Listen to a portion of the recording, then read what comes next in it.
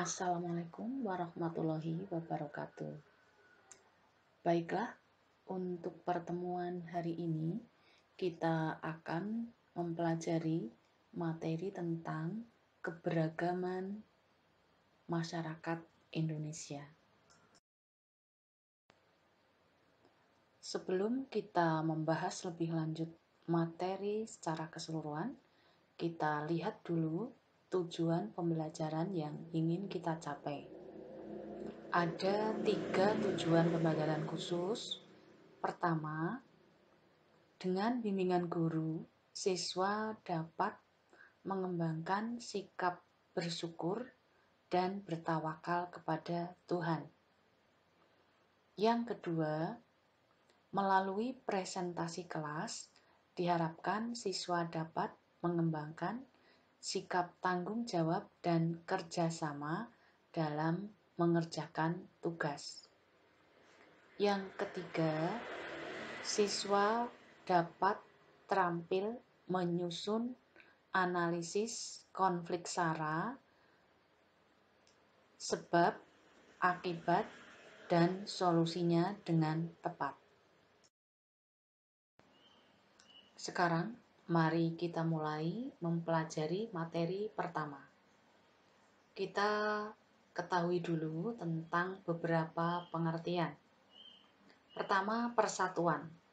Persatuan adalah proses menjadikan satu atau proses menggabungkan beberapa komponen menjadi satu kesatuan.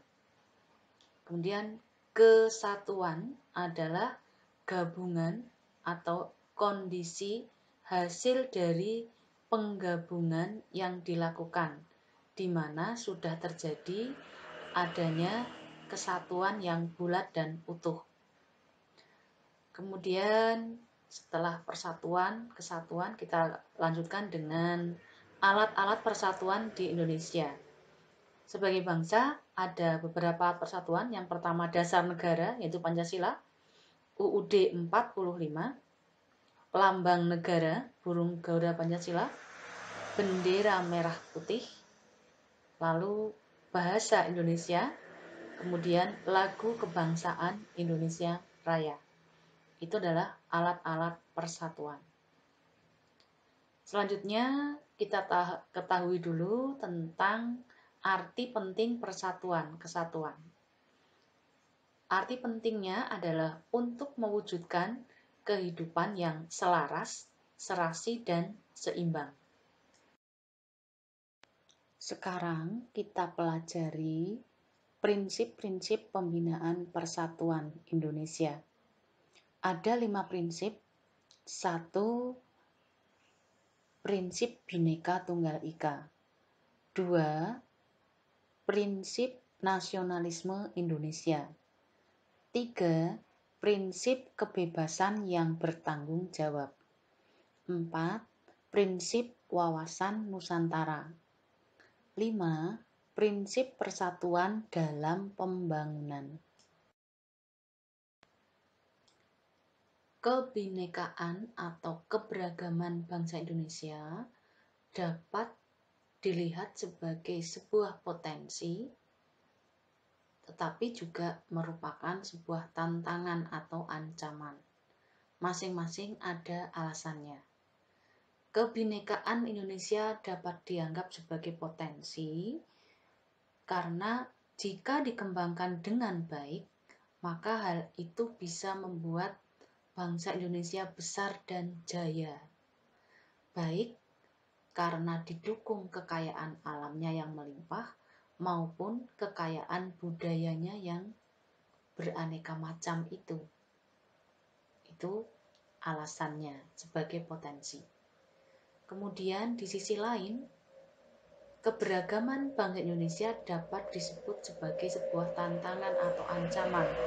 Karena apa? Karena hal itu bisa menjadikan penduduk Indonesia berbeda pendapat. Kemudian mudah menumbuhkan adanya etnosentrisme atau pandangan kedaerahan yang sempit, yang itu akan mengancam persatuan dan kesatuan bangsa. Itu alasannya. Mengapa kebinekaan disebut sebagai ancaman bagi persatuan dan kesatuan bangsa. Dari segi apa saja bangsa Indonesia itu beragam. Kita akan lihat aspek-aspek keberagaman bangsa Indonesia. Minimal ada 7 aspek yang beragam dari bangsa Indonesia. Yang pertama suku bangsa, yang kedua agama, yang ketiga budaya, 4 adat istiadat, 5 bahasa daerah, 6 pandangan politik, dan ketujuh golongan.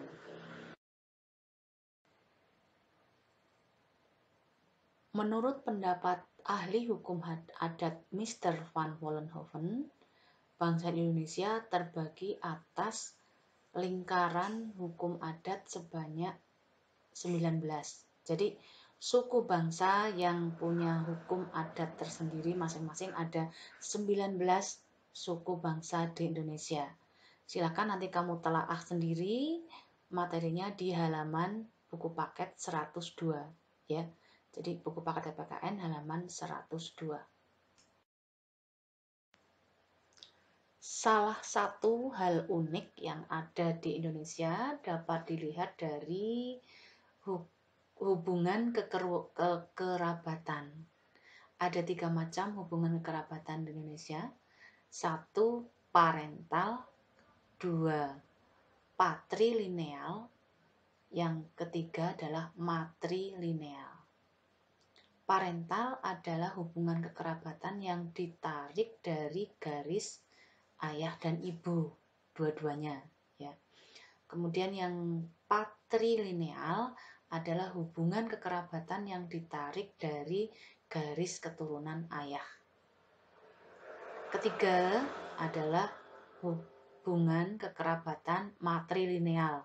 Ini hubungan kekerabatan yang ditarik dari garis keturunan ibu. Dalam kenyataannya, ternyata keberagaman di Indonesia itu bisa berakibat positif, bisa berakibat negatif. Dampak positif dari keberagaman masyarakat Indonesia, 1. Terciptanya integritas nasional.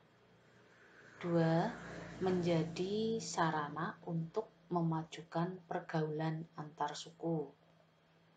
Kemudian yang ketiga, dapat memperkaya khasanah budaya bangsa. Lalu bagaimana dampak negatif dari keberagaman? 1. Memicu terjadinya konflik dalam masyarakat. 2. Bisa muncul sikap primordialisme. Yang ketiga, bisa memunculkan sikap etnosentrisme. Yang keempat, bisa memicu munculnya sikap fanatisme yang berlebihan. Apa saja sih bentuk-bentuk konflik yang pernah terjadi dan ada di Indonesia? Kita lihat bentuk-bentuk konflik. 1. Konflik antar suku. 2. Konflik antar agama. 3. Konflik antar ras. 4. Konflik antar golongan. Sebenarnya apa saja yang merupakan penyebab terjadinya konflik? Ada 4 penyebab terjadinya konflik. 1. Menguatnya etnosentrisme kelompok. 2. Adanya stereotip negatif kepada suatu kelompok. Stereotip itu pemberian cap yang buruk. Ya. Kemudian yang ketiga, adanya hubungan antar penganut agama yang kurang harmonis. Yang keempat, adanya hubungan antara penduduk asli dan pendatang yang kurang harmonis.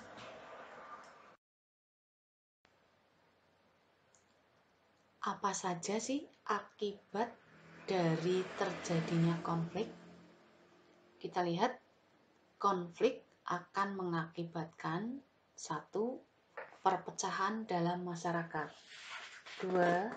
Kerugian harta benda dan jatuhnya korban jiwa, 3. Adanya kehancuran nilai dan norma sosial yang ada. Yang keempat, adanya perubahan kepribadian. Sebenarnya ada upaya yang sudah dilakukan pemerintah untuk mencegah terjadinya konflik SARA. Upaya itu terbagi atas 3 macam. 1. Preventif, ini upayanya pencegahan.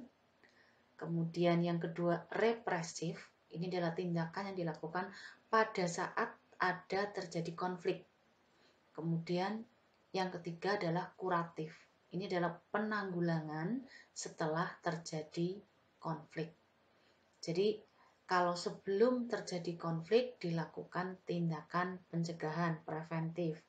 Kalau pada saat di tengah-tengah terjadinya konflik dilakukan upaya represif, ya. Kemudian yang ketiga adalah upaya yang dilakukan setelah terjadi konflik, namanya upaya pengobatan atau kuratif.